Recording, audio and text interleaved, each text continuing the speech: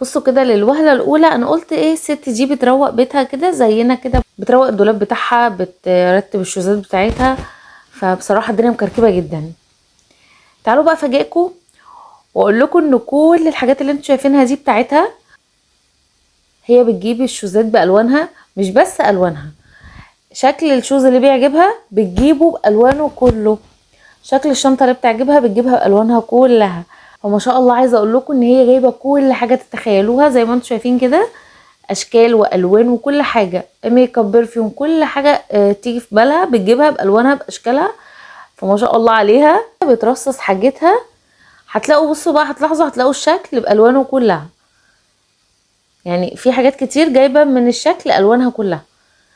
فما شاء الله ربنا يزيدها يا رب ويدي كل من كان يا رب، ويرزقنا ويرزقني ويرزق كل اللي هيقول امين. اكتبوا تحت في الكومنتات ما شاء الله. بصوا بقى، في ناس قالت ان هي فاتحه مشروع، يعني ده مشروع هي عاملاه وهي بتبتدي ترتب الحاجه كده عشان ده المشروع بتاعها. لا لا، ده بيتها وده الدريسنج روم بتاعها. فبصراحه كده انا عايزه افاجئكم واقول لكم ان هي كل حاجه ما شاء الله بتاعتها. اللي عجبني كمان فيها ان هي محتشمه جدا، لبسها شيك قوي، هي كده حاجه تانية، حاجه تانية جايه من عالم تاني.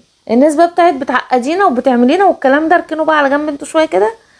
اللي عايز يتفرج يتفرج ويستمتع، ونقول بسم الله ما شاء الله ربنا يزيدها. ما تنسوش تكتبوا بتابعوني مني امارات، انا شيماء غريب. لو انت اول مره بتشوفيني ما تنسيش تحطي الكومنت اللي زي العسل شبك ولايك عشان بيرفع معانا الفيديو.